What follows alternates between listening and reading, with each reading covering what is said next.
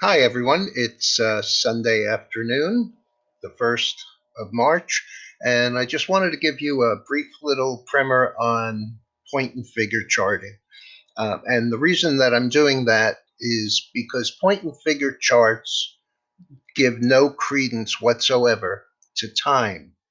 And so when you look at a point and figure chart like the one on the screen right now, you actually have not a very big chart but over 5 years of action. And when we have a market sell off like the one that we had this past week, the defining of support and resistance is of major importance. So, what we have right here is a chart on the SPY. There is no symbol that I can put in on these point and figure charts for the cash, so I'm just using the SPY ETF. As you can see, there are X's and zeros, and there are some numbers on the charts.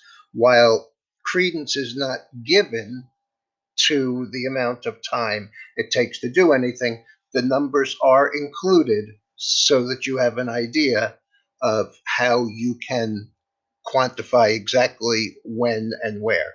As you can see in 2018, a 1, a 2, a 5, a 6. Those are the months of the year. So while it doesn't really mark time, it does tell you when something happens.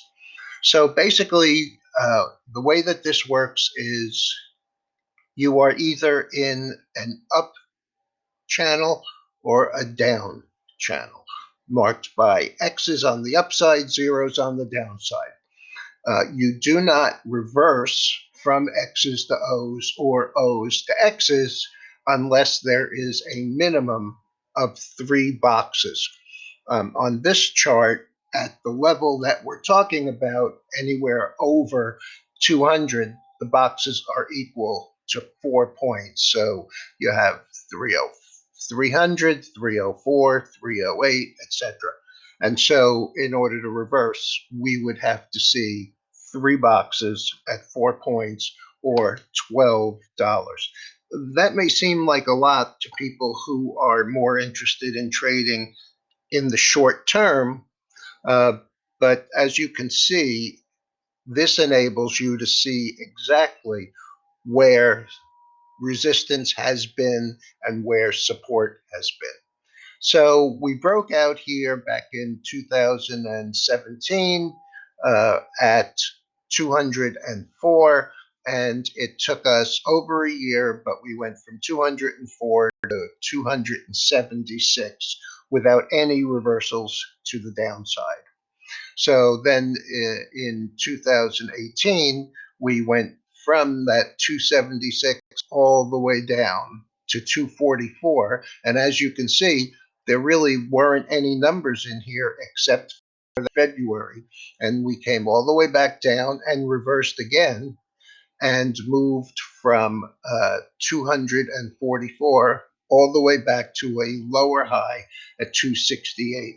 So, as you can see, it can get very active, but again, there's no real credence given to the time.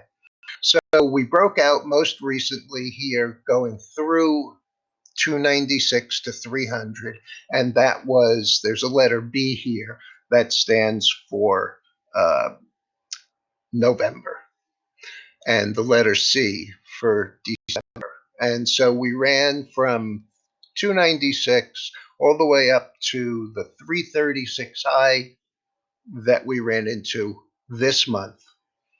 We reversed back down, and as you know by now, we had this horrendous sell off where we went literally straight down from 336 to a low of 288, and we have not reversed back to the upside. So I'm just going to show you this is an area where we found support, just like this is an area where we found support after breaking out. So basically, we're at support. We would be on a double bottom at 284, and if we broke we would break to 280. So basically what you see is you see the areas where resistance has, evolved and turned the market back down. And right now, while this looks pretty extreme, we really can't say much about it yet until we see what kind of a consolidation we have. Have a